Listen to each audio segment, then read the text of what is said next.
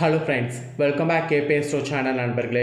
இன்றைக்கி நம்ம சேனலில் என்ன பார்க்க போகிறோன்னா, மிக முக்கியமான ஒரு ஜோதிட தாள்களையும் ஒரு இம்பார்ட்டண்டான ஆன்மீக பரிகாரத்தையும் இந்த வீடியோவில் பார்க்க போகிறோம். ஸோ பார்க்குறதுக்கு முன்னாடி எதை பற்றி இது பார்க்க போகிறோம் அப்படிங்கிறத இன்ட்ரோவில் ஷேர் பண்ணுற வாங்க பார்ப்பீங்க. 2026 ஒவ்வொரு மாதமும் ஒவ்வொரு சிறப்புகளை கொண்டு இருக்கும், அது நமக்கு தெரியும். அந்த வகையில் இப்போ 2வது மாதமான பிப்ரவரி மாதமானது நடந்துட்டுருக்கு. இந்த பிப்ரவரி மாதமும் ஆன்மீக ரீதியாக ஜோதிட ரீதியாக மிக முக்கியமான மாதமாக கருதப்படுது. அப்படி இப்போ மிக முக்கியமான ஒரு ஆன்மீக நாளாக வர இருக்கு. அதுதான் பிப்ரவரியுடைய 15ஆம் தேதி ஞாயிற்றுக்கிழமை. அன்னைக்கு மாசி மாதத்தில் சிவராத்திரியானது வருது. வரக்கூடிய இந்த மாசி மாத சிவராத்திரி மகா சிவராத்திரி என்று அழைக்கப்படுது. மற்ற மாதங்களில் வரக்கூடிய சிவராத்திரியில் கூட இந்த மாதிரி இம்பார்ட்டன்ஸ் கொடுக்கப்படாது.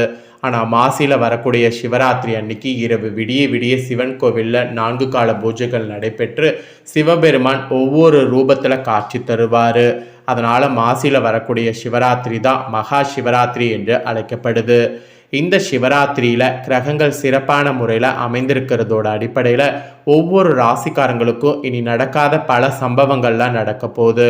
அப்படி நடக்கக்கூடிய முக்கியமான சம்பவங்கள் பற்றி தான் இன்னைக்கு இந்த வீடியோவில் ரிஷப ராசிக்காரங்களுக்கு ஷேர் பண்ண போகிறேன்.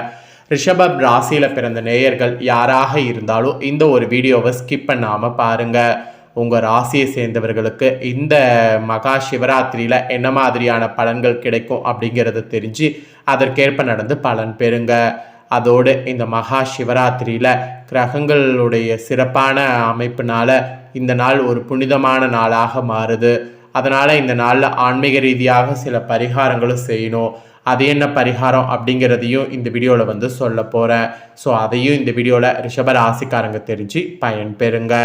ரிஷப ராசிக்காரங்க கார்த்திகை பார்த்தீங்கன்னு வச்சுங்களேன் 2-3-4 பாதம், ரோஹிணி மிருகசீரிட 1-2 பாதங்களில் பிறந்தவங்களுக்கு நான் சொல்லக்கூடிய கணிப்பு கரெக்டாக இருக்கும். ஸோ ரிஷபராசி இந்த நட்சத்திரத்தில் பிறந்தவங்க வீடியோவை ஸ்கிப் பண்ணாமல் பாருங்கள். முதல்ல உங்களுக்கு கிரகணில இந்த மகா சிவராத்திரியில் என்ன மாதிரி அமைஞ்சிருக்குங்கிறத வாங்க பார்க்கலாம்.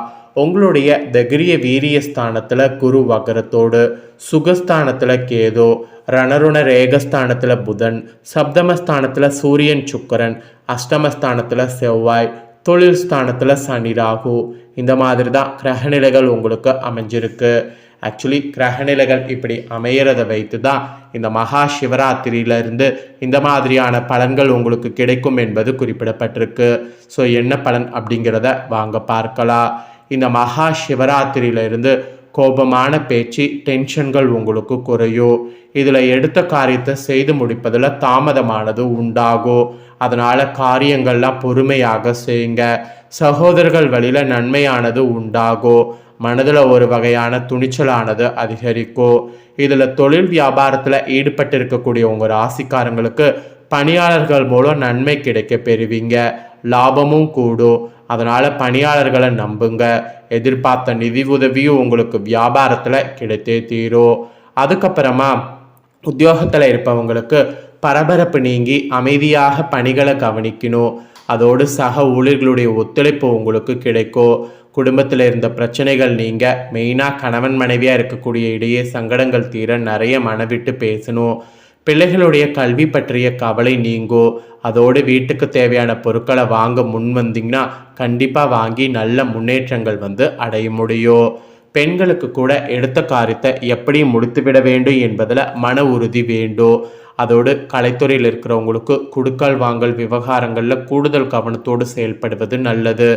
அது மட்டும் இல்லாமல் அரசியல் துறையில் முன்னேற்றம் காண எதிர்பார்த்த உதவி எதிர்பாராத வகையில் கிடைக்கும். மாணவர்களுக்கு கூட கல்வியில் மனக்குழப்பம் நீங்கி படிப்பில் கவனம் செலுத்தணும். ஸோ இந்த மாதிரி தான் உங்களுக்கு பலன்கள் கிடைக்கும் என்பது மகா சிவராத்திரிக்கு குறிப்பிடப்பட்டிருக்கு. இதில் சிறப்பு பலன்களாக உங்கள் நட்சத்திரத்துக்கு ஏற்ப பார்க்கும்போது சிலது குறிப்பிடப்பட்டிருக்கு. ஃபர்ஸ்ட்டு கார்த்திகை 2-3-4 பாதங்கள் இதில் பிறந்தவங்களுக்கு கணவன் மனைவிக்கிடையே இருந்த கருத்து வேற்றுமை நீங்கும். சகோதரியிடம் கவனமாக பேசி பழகுவது நல்லது. பிள்ளைகள் வகையில் டென்ஷன் ஏற்பட்டு நீங்கும். ஆரோக்கியத்தில் கவனம் தேவை. ஸோ இந்த மாதிரி தான் சிறப்பு உங்களுக்கு இருக்குது. அப்புறம் ரோஹிணியில் பிறந்த நட்சத்திரத்துக்கு சொல்லப்பட்டிருக்கு. எடுத்த காரியத்தை செய்து முடிப்பதில் தாமதமானது உண்டாகும். அடுத்தவர்களுக்கு உதவிகள் செய்யும் போது கவனம் தேவை. மாணவர்கள் கல்வியில் வெற்றி பெற தடைகளை சந்திக்க வேண்டியது இருக்குது. வீண் அலைச்சலை தவிர்த்துக்கிட்டிங்கனாவே பாதி ப்ராப்ளம் உங்களுக்கு சால்வ் ஆகும். அதனால் வீண் அலைச்சலை இந்த மகா சிவராத்திரியிலிருந்து உங்கள் நட்சத்திரக்காரங்க தவிர்த்துக்குங்க. அப்புறம் மிருகசீரிட 1-2 பாதங்களில் பிறந்தவங்களுக்கு சொல்லப்பட்டிருக்கு. எண்ணியதை எப்பேற்பட்டாவது செயல்படுத்த வேண்டும் என்று செயல்படுத்தணும். கோபத்தை குறைத்து கொள்வது நல்லது. வீண் பகை உண்டாகலாம். எனவே கவனமாக செயல்படுவது நல்லது. அடுத்தவர்களுடைய செயல்கள் உங்கள் கோபத்தை தூண்டுவதாக இருக்கலாம். ஸோ அனுசரித்து இந்த சிவராத்திரியிலிருந்து செல்வது நன்மை தரும். ஸோ இந்த மாதிரி உங்கள் நட்சத்திரத்துக்கேற்ப இந்த தான் பலன் என்பது சிறப்பாக குறிப்பிடப்பட்டிருக்கு. இதையும் உங்களுக்கு சொல்லிட்டேன். இதெல்லாம் தெரிஞ்சிருப்பீங்க. இதற்கேற்ப நடந்து பயன் பெறுங்க. இப்போ மகா சிவராத்திரியில் நீங்கள் என்ன பரிகாரம் செய்யணுங்கிறத உங்களுக்கு சொல்ல போகிறேன். வாங்க பார்ப்பீங்க. நம்ம எல்லாருக்குமே தெரியும் மகா சிவராத்திரி அன்று சிவபெருமான வழிபாடு செய்யணும்னு, இரவு கண் விழிக்கணும்னு. இப்படி செய்தால் முன்ஜென்ம பாவங்கள் கர்ம வினைகள் தீரும் என்பது சொல்லப்படுது. ஸோ சிவ வழிபாடு மட்டுமே இந்த நாளுக்கு சொந்தமானது என்று கேட்டால் கண்டிப்பாக கிடையாது.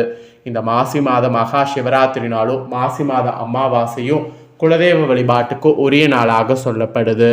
ஆக்சுவலி உங்கள் குடும்பத்திற்கு குலதெய்வத்தின் ஆசீர்வாதம் பரிபூர்ணமாக தேவை என்றால் இந்த மாசி மாதம் மகா சிவராத்திரி அன்னைக்கு குலதெய்வத்தை கட்டாய வழிபாடு செய்ய வேண்டும்.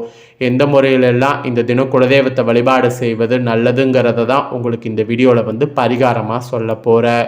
முதல் வழிபாடு மானசீகமாக மனதார குலதெய்வத்தின் பெயரை 3 முறை சொல்லி பூஜையில் விளக்கேற்றி குலதெய்வமான நீதான் எங்களுடைய குடும்பத்தை காத்தருள வேண்டும், குலதெய்வம் எப்போதுமே உங்களோட வீட்டில் தங்கி அருளாசியை வழங்க வேண்டும் என்று பிரார்த்தனை வைத்தாலே குலதெய்வத்தின் பரிபூர்ண அருள் இந்த நாளில் உங்களுக்கு கிடைத்துவிடும்.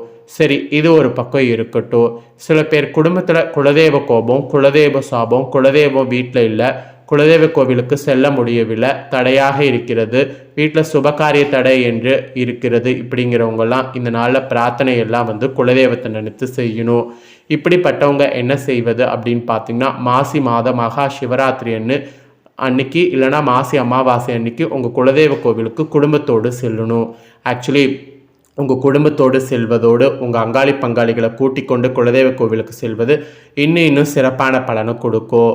ஆக்சுவலி இந்த நாளில் குலதெய்வ கோவிலுக்கு உங்களால் முடிந்த பொருட்களை வாங்கி தானம் செய்யலாம். அது உங்கள் குலதெய்வ கோவிலுக்குன்னு சிறப்பு.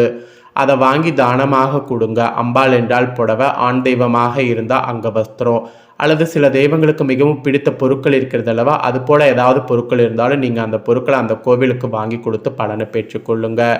நீங்கள் சொந்த ஊரில் இல்லை, வெளியூரில் இருக்கிறீங்க அப்படின்னா குலதெய்வ கோவிலுக்கு செல்வது சிரமம் என்றால் உங்களுடைய குலதெய்வ பேர்லேயே உங்கள் ஊருக்குள்ளே ஒரு தெய்வம் இருக்குல்ல. இப்போ உதாரணத்துக்கு பழனி முருகன் உங்கள் குலதெய்வம் என்றால் உங்கள் ஊரில் இருக்கக்கூடிய முருகன் கோவிலுக்கு சென்று பழனி முருகனுக்கு ஒரு செவ்வரளி பூ வாங்கி கொடுத்து உங்கள் குடும்ப பெயர்களை சொல்லி அர்ச்சனை செய்து அந்த கோவிலில் கொள்ளுங்க. இது போல் ஒரு வழிபாட்டு முறையை இந்த தினம் உங்களுக்கு சொல்லப்படுது. அப்படி இல்லைனா குலதெய்வ கோவிலுக்கு பணம் அனுப்ப முடியும். அங்கே தெரிந்தவர் சொந்தக்காரங்கள் இருக்கிறாங்க, அவங்க பணம் அனுப்பி வைத்தால் ஏதாவது பொருள் வாங்கி தருப்பாங்க. அப்படிங்கிற மாதிரி உங்களுக்கு குலதெய்வ கோவிலுக்கு யாராவது தெரிஞ்சவங்க இருந்தாங்கன்னா அந்த மாதிரி கூட பொருளை கொண்டு சேர்க்கலாம். இதுவும் ஒரு வழி. இதையெல்லாம் தாண்டி இறுதியாக ஒரு பரிகாரம் உங்களுக்கு இருக்குது. இந்த பரிகாரத்தை செய்தால் உங்கள் கஷ்டங்கள் எல்லாம் தண்ணீரோட தண்ணீராக கரைந்து காணாமல் போகும்.